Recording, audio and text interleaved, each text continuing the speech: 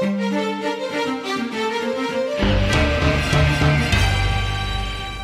I'm Chris Kirk at Wild Blue. Our job here is to create opportunities for people who are selling and buying airplanes. And we're discussing 10.5 questions you as an aircraft owner ought to ask if you're contemplating hiring a broker or dealer to help you sell your aircraft. Now, in the previous 2 segments, we discussed the first 7 questions that you ought to be asking.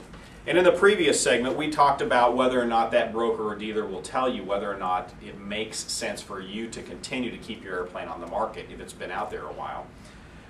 Asking about personal development and whether or not they are involved in any type of personal development and how they go about attracting buyers.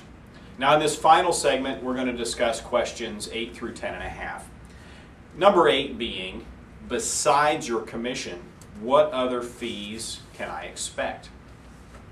Some folks will charge listing fees. Some folks will charge advertising fees. Sometimes there will be other little, frankly, nickel and dime or nuisance fees added to whatever their commission is. We don't believe in that. We believe in one commission rate, and that's what you pay. Now, naturally, there may be fees outside of the sale or outside of our agreement that may apply, and that depends on what escrow company is used and if they have any type of fees. You know, maybe if you're working with a larger aircraft, are there legal fees or accounting fees that need to be discussed? But find out what the bottom line is. It doesn't really matter if they tell you a super low percentage rate, only to find that you're going to get an itemized statement that has 10 extra items there, and it inflates the overall bill. So take a look at what the overall fees may be. Question 9. Tell me why I should hire you. Now, you might find a little bit out about the firm. If you call us, we're going to ask you that same question. Why should we help you sell your airplane? And it's not for you to take offense to that. It's just that we want to make sure, just as much as you do, that we're right for each other. Because nothing frustrates me more than having prospects call me up and tell me that somebody else had their airplane for a long time and never got the job done. Maybe they weren't the best match. And so that's what I'd like to find out. Because if we're not the best match for you, we're going to tell you. It costs us money to represent your airplane, but moreover, we want to do a great job doing it. So don't be surprised if somebody asks you that in return. But the question naturally should also give you a very good idea of whether or not you feel that firm is going to be a good match for you.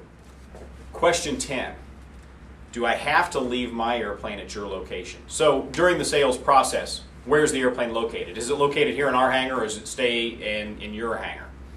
And it's really more of a personal preference than it is anything else. We don't require that you keep the airplane here, for example, but in some cases that may make more sense to you, particularly if maybe you have another airplane coming, or you have a lease agreement that's about to expire, or you're simply no longer using the airplane and you'd like to remove it from your location and bring it here. That's fine. Oftentimes, however, we find that owners are better able to keep their airplanes at their location. They can keep the routine maintenance going, they can keep flying it, and it's cheaper for you, the aircraft owner, to do it that way because the company won't have to assess you additional storage or hangar fees. But it's a good question to ask. Where do you keep the airplane? So the follow-on question to that, and that's question 10.5, is if I'm keeping my airplane at my location, how are you going to evaluate it for the purposes of sale? Now, a lot of brokers and dealers will simply ask you to go out and take pictures of your airplane and email them. Take pictures or copies of your logs, send them in the mail, and then they'll look at your airplane from afar. Now, Wild Blue, without exception, we go see every airplane that we represent in person. And I recommend that whoever you choose, they do the same thing. There's several reasons for this. First and foremost is that buyers typically ask us, have you seen the airplane? Well, we like to be able to answer yes. And it gives a better understanding of the airplane when we are discussing it. Helps us build rapport with the buyer, helps us build trust and understanding with the buyer, which ultimately leads to a better buyer experience and a better experience for you, the seller. So again, ask, where's the airplane going to stay? And if I am keeping it, how is the airplane going to be evaluated? Hey, thanks again for listening. We have this white paper on our site at wildbluellc.com. You can also email sales@wildbluellc.com, and we'd be happy to send you a free copy of 10.5 questions that everybody ought to be asking a prospective broker or dealer.